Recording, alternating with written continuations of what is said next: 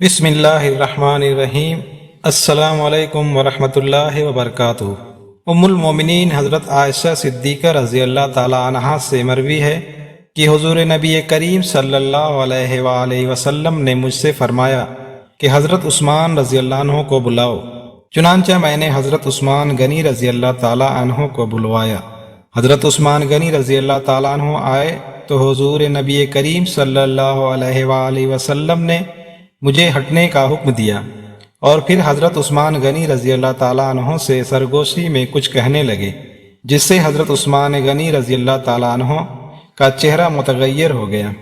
چنانچہ جس دن حضرت عثمان غنی رضی اللہ تعالیٰ عنہ کو شہید کیا گیا تو صحابہ کرام رضوان اللہ علیہم اجمعین نے حضرت عثمان غنی رضی اللہ تعالیٰ عنہ سے دریافت کیا کہ آپ رضی اللہ تعالیٰ عنہ ان سے کیوں نہیں لڑتے؟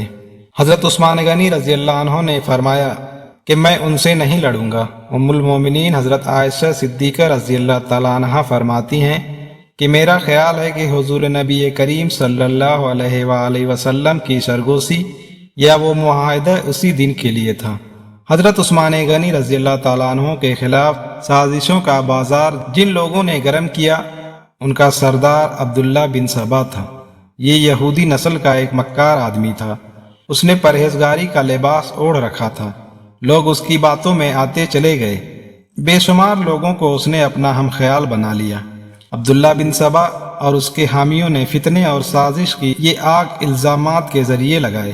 ایسے الزامات لگائے گئے جن کی سرے سے کوئی حقیقت ہی نہیں تھی۔ بعض باتوں کا بتنگڑ بنا دیا گیا تھا۔ باغیوں نے ان کے گھر کو کئی دن تک گھیرے میں رکھا۔ ان دنوں میں ان ظالموں نے بہت گھٹیا حرکات کی۔ ان کے گھر میں پانی اور خوراک تک جانے سے روک دیا۔ ایک دن ام المومنین سیدہ ام حبیبہ رضی اللہ تعالیٰ عنہ نے کھانے پینے کی کچھ چیزیں لے کر حضرت عثمان غنی رضی اللہ تعالیٰ عنہ تک جانے کی کوشش کی، لیکن ظالم باغیوں نے ان کی بے ادبی کی اور آگے نہ جانے دیا۔ مدینے میں جتنے بھی بزرگ اور جلیل القدر صحابہ موجود تھے، ان سب نے باغیوں کو بہت سمجھایا، لیکن باغیوں نے ان کا بھی لحاظ نہ کیا، کوئی بات نہ مانی۔ پھر بھی 700 بہادر مسلمان ہتھیار لگا کر کسی نہ کسی طرح حضرت عثمان غنی رضی اللہ تعالیٰ عنہ کے پاس پہنچ گئے اور امیر المومنین سے کہا، اگر آپ اجازت دیں تو ہم ان باغیوں سے لڑیں۔ اس پر حضرت عثمان غنی رضی اللہ تعالیٰ عنہ نے فرمایا، میں تم لوگوں کو اللہ کا واسطہ دیتا ہوں کہ کوئی شخص میرے لیے اپنا خون نہ بہائے۔ اس پر چند نوجوان کے سوا نہ چاہتے ہوئے بھی باقی لوگ واپس چلے گئے، لیکن گوارہ نہ کیا کہ لوگ ان کی خاطر ایک دوسرے کا خون بہائیں۔ حج کا مہینہ شروع ہوا تو حضرت عثمان غنی رضی اللہ تعالیٰ عنہ نے حضرت ابن عباس رضی اللہ تعالیٰ عنہ کو، جو کہ آپ رضی اللہ تعالیٰ عنہ کے مکان کے باہر پہرہ دے رہے تھے، ان کو بلایا اور ان سے کہا کہ میں تمہیں اس سال امیر الحجاج مقرر کرتا ہوں۔ حضرت ابن عباس رضی اللہ تعالیٰ عنہ نے عرض کیا کہ میرے لیے ان شرپسندوں سے لڑنا حج کرنے سے افضل ہے۔ حضرت عثمان غنی رضی اللہ تعالیٰ عنہ نے فرمایا، نہیں، تم ان سے نہیں لڑو گے اور میں تمہیں لوگوں پر امیر الحجاج مقرر فرماتا ہوں۔ چنانچہ حضرت ابن عباس رضی اللہ تعالیٰ عنہ نے ناچار حضرت عثمان غنی رضی اللہ تعالیٰ عنہ کے حکم کو تسلیم کر لیا۔ ادھر مدینے میں یہ ہو رہا تھا، ادھر مکے میں حج ہو رہا تھا۔ اکثر لوگ حج کے لیے گئے ہوئے تھے۔ باغی بھی یہ سوچ رہے تھے کہ حج کے بعد لوگ مدینے کا رخ کریں گے اور موقع ہاتھ سے نکل جائے گا۔ چنانچہ وہ حضرت عثمان غنی رضی اللہ تعالیٰ عنہ کے قتل کا مشورہ کرنے لگے۔ حضرت عثمان غنی رضی اللہ تعالیٰ عنہ کو ان کے ارادے کی خبر ہوئی تو انہوں نے مکان کی چھت پر کھڑے ہو کر باغیوں کے سامنے یہ تقریر کی، لوگوں، آخر تم مجھے کس جرم میں قتل کرنا چاہتے ہو؟ میں نے حضور نبی کریم صلی اللہ علیہ وسلم سے سنا ہے کہ کسی مسلمان کا خون ماں سوائے 3 باتوں کے حلال نہیں۔ نمبر 1، یا تو وہ اسلام لانے کے بعد اس سے پھر جائے۔ نمبر 2، یا شادی کے بعد بدکاری کرے۔ نمبر 3، یا کسی کو ناحق قتل کرے۔ اللہ کی قسم میں نے ان تینوں میں سے کوئی کام نہیں کیا، پھر بھی تم مجھے ناحق قتل کرنا چاہتے ہو۔ اللہ کی قسم اگر تم نے مجھے قتل کر دیا تو تم پھر کبھی ایک ساتھ نماز نہ پڑھ سکو گے، اور نہ ہی تم کبھی ایک ساتھ مل کر کبھی جہاد کر سکو گے، اور تم آپس میں بٹ جاؤ گے، یہاں تک کہ تم ایک دوسرے کے دشمن بن جاؤ گے۔ پھر حضرت عثمان غنی رضی اللہ تعالیٰ عنہ نے سورہ ہود کی یہ آیت تلاوت کی، اے میری قوم، ضد تمہارے لیے اس کا باعث نہ بن جائے کہ تم پر بھی اسی طرح مصیبتیں نازل ہو جیسے قوم نوح علیہ السلام، قوم ہود علیہ السلام، قوم صالح علیہ السلام یا قوم لوط علیہ السلام پر نازل ہوئیں، اور وہ وقت عنقریب آنے والا ہے۔ کتب سیر میں منقول ہے کہ حضرت عثمان غنی رضی اللہ تعالیٰ عنہ نے شرپسندوں کو مخاطب کرتے ہوئے فرمایا، اے لوگوں، تم مجھے ایسی باتوں پر لعن طعن کرتے ہو جو تم نے حضرت عمر فاروق رضی اللہ تعالیٰ عنہ کے دور خلافت میں منوعاً قبول کی۔ میں نے تم سے نرمی برتی اور مروت سے کام لیا، اس لیے تمہاری یہ جرأت ہوئی کہ تم آج اس حد تک چلے گئے۔ میں تمہارا مسلمان بھائی ہوں، اور جہاں تک میرے بس میں تھا میں نے تمہاری اصلاح کی کوشش کی۔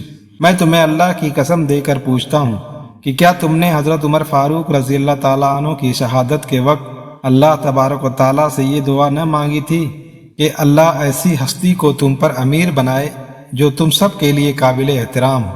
کیا تم میرے سابق الاسلام ہونے کو نہیں جانتے؟ کیا تم جانتے نہیں کہ دین اسلام کے لیے میری کیا خدمات ہیں؟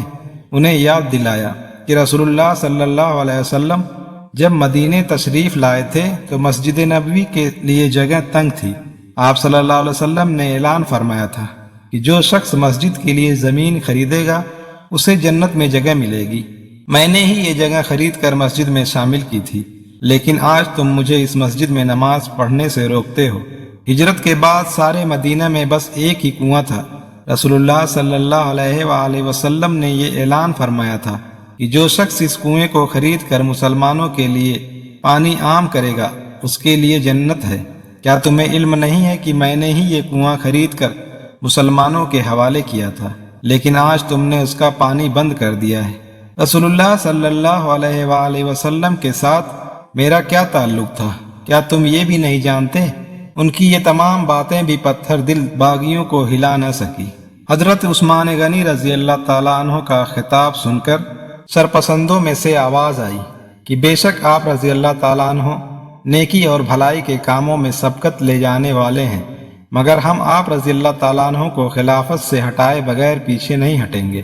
روایات میں آتا ہے کہ حضرت عثمان غنی رضی اللہ تعالیٰ عنہ کی اس تقریر کے بعد شرپسندوں نے آپ رضی اللہ تعالیٰ عنہ کے مکان کے گرد گھیرا مزید تنگ کر دیا اور سختی کے ساتھ کھانے پینے کی چیزوں کو اندر جانے سے روک دیا۔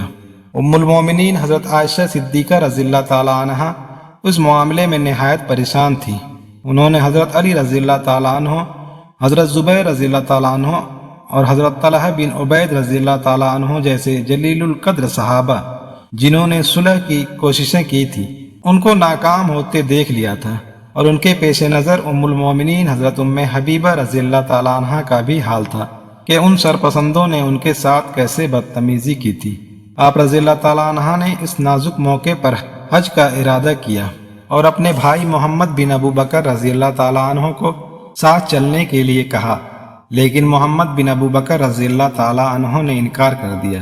ام المومنین حضرت عائشہ صدیقہ رضی اللہ تعالیٰ عنہ نے اپنے بھائی محمد بن ابو بکر رضی اللہ تعالیٰ عنہ سے کہا کہ اگر میرے بس میں ہوتا کہ میں ان شرپسندوں کو باز رکھ سکوں تو میں ان کے اس ناپاک ارادے کو پورا نہ ہونے دوں۔ کتب سیر میں منقول ہے کہ حضرت عثمان غنی رضی اللہ تعالیٰ عنہ کے مکان کے محاصرے کو جب 40 دن گزر گئے اور آپ رضی اللہ تعالیٰ عنہ کا پانی اور کھانا بند کر دیا گیا تھا اور آپ رضی اللہ تعالیٰ عنہ مسلسل روزے رکھ رہے تھے، اس دوران آپ رضی اللہ تعالیٰ عنہ کو حضور نبی کریم صلی اللہ علیہ وآلہ وسلم کی زیارت و سعادت نصیب ہوئی۔ حضور نبی اکرم صلی اللہ علیہ وآلہ وسلم کے ہمراہ حضرت ابو بکر صدیق رضی اللہ تعالیٰ عنہ اور حضرت عمر فاروق رضی اللہ تعالیٰ عنہ بھی تھے۔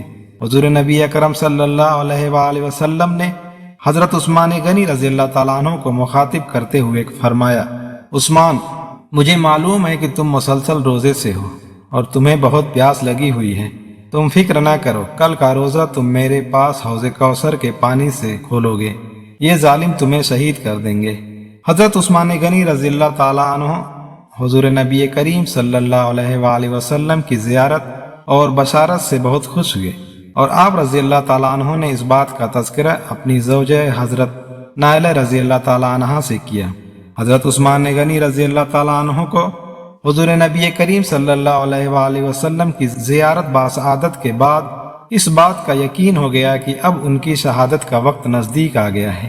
آپ رضی اللہ تعالیٰ عنہ نے اپنے تمام غلام کو بلا کر ان کو آزاد کر دیا، لیکن انہوں نے آپ رضی اللہ تعالیٰ عنہ کا ساتھ چھوڑنے سے انکار کر دیا۔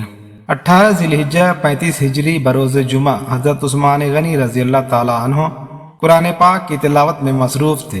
آپ رضی اللہ تعالیٰ عنہ کی زوجہ حضرت نائلہ رضی اللہ تعالیٰ عنہ بھی آپ رضی اللہ تعالیٰ عنہ کے پاس موجود تھی۔ چند شرپسند مکان کی دیوار پھلانک کر اندر داخل ہوئے۔ ان میں محمد بن ابو بکر رضی اللہ تعالیٰ عنہ بھی شامل تھے۔ محمد بن ابو بکر رضی اللہ تعالیٰ عنہ نے آگے بڑھ کر آپ رضی اللہ تعالیٰ عنہ کی داڑھی مبارک پکڑی اور برا بھلا کہنا شروع کر دیا۔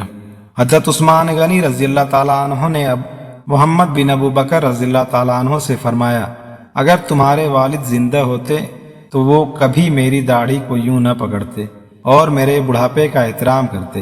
میں تمہارے مقابلے میں اللہ تعالیٰ سے مدد کا طلبگار ہوں اور اسی سے مدد مانگتا ہوں۔ محمد بن ابو بکر رضی اللہ تعالیٰ عنہ نے جب یہ بات سنی تو ڈر کر پیچھے ہٹ گئے اور واپس چلے گئے۔ روایات میں آتا ہے کہ سرپسندوں نے جب حضرت عثمان غنی رضی اللہ تعالیٰ عنہ کو شہید کرنے کے لیے مکان پر باقاعدہ حملہ کیا تو اس وقت حضرت عثمان غنی رضی اللہ تعالیٰ عنہ کی حفاظت پر تعینات حضرت امام حسن رضی اللہ تعالیٰ عنہ، حضرت عبداللہ بن زبیر رضی اللہ تعالیٰ عنہ اور دیگر نے ان سازشیوں کو روکنے کی کوشش اور ان سے مقابلہ کر کے انہیں پیچھے ہٹنے پر مجبور کر دیا۔ حضرت عثمان غنی رضی اللہ تعالیٰ عنہ نے جب لڑائی کی صورتحال دیکھی تو آپ رضی اللہ تعالیٰ عنہ نے انہیں لڑائی کرنے سے منع کیا اور فرمایا کہ میں کسی مسلمان کا خون بہانا نہیں چاہتا۔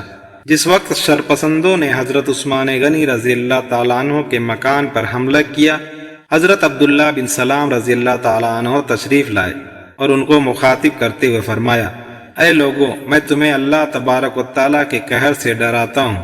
اگر تم نے عثمان رضی اللہ عنہ کو قتل کر دیا تو اس کی معافی تمہیں کبھی نہ ملے گی، اور اللہ تعالیٰ ایک عثمان رضی اللہ عنہ کے بدلے 80,000 کو قتل کرے گا۔ جب تک عثمان رضی اللہ عنہ زندہ ہیں مدینہ منورہ کی حفاظت فرشتے کر رہے ہیں، اور جب تم عثمان رضی اللہ عنہ کو قتل کر دو گے یہ فرشتے یہاں سے چلے جائیں گے۔ حضرت عثمان غنی رضی اللہ تعالیٰ عنہ بروز شہادت روزہ سے تھے جب شرپسندوں نے آپ رضی اللہ تعالیٰ عنہ پر حملہ کیا۔ آپ رضی اللہ تعالیٰ عنہ نماز سے فارغ ہونے کے بعد قرآن مجید کی تلاوت میں مصروف تھے۔ آپ رضی اللہ تعالیٰ عنہ نے شرپسندوں کو مخاطب کرتے ہوئے فرمایا، حضور نبی کریم صلی اللہ علیہ وآلہ وسلم نے مجھ سے ایک عہد لیا تھا، میں آج بھی اس عہد پر قائم ہوں۔ حضرت محمد بن ابو بکر رضی اللہ تعالیٰ عنہ کے جانے کے بعد سودان بن حمران اور کنیرہ آگے بڑھے اور انہوں نے حضرت عثمان غنی رضی اللہ عنہ کو شہید کرنے کا ارادہ کیا۔ اس دوران ایک ظالم جس کے ہاتھ میں لوہے کا ہتھیار تھا، اس نے وہ ہتھیار حضرت عثمان غنی رضی اللہ تعالیٰ عنہ کے سر پر دے مارا۔ اس دوران سودان بن حمران تلوار لیے آگے بڑھا اور آپ رضی اللہ تعالیٰ عنہ کو للکارتے ہوئے بولا، اے عثمان رضی اللہ عنہ، تو کس دین پر ہے؟ حضرت عثمان غنی رضی اللہ تعالیٰ عنہ نے فرمایا، میں دین محمدی صلی اللہ علیہ وآلہ وسلم پر ہوں۔ سودان بن حمران نے آپ رضی اللہ تعالیٰ عنہ کا جواب سن کر تلوار کا وار کیا، جسے آپ رضی اللہ عنہ نے اپنے ہاتھ سے روکا اور ہاتھ کٹ کر گر پڑا۔ آپ رضی اللہ تعالیٰ عنہ نے فرمایا، یہ وہ ہاتھ تھا جس سے میں وحی لکھتا تھا، اور آج یہ ہاتھ راہ حق میں کٹ گیا، اور یہ وہی ہاتھ ہے جس سے میں نے حضور نبی کریم صلی اللہ علیہ وآلہ وسلم کی بیعت کی تھی۔ اس دوران ایک اور ظالم آگے بڑھا اور اس نے آپ رضی اللہ تعالیٰ عنہ کی پیشانی پر برچھی سے زخم لگایا، اور اس کے بعد ان ظالموں نے لگاتار وار کرنے شروع کر دیے۔ آپ رضی اللہ تعالیٰ عنہ کے سامنے قرآن مجید پڑا ہوا تھا، اور آپ رضی اللہ تعالیٰ عنہ کے خون مبارک کا پہلا قطرہ جس آیت پر گرا وہ یہ تھی، تمہارے لیے اللہ ہی کافی ہے اور وہ سننے والا اور جاننے والا ہے۔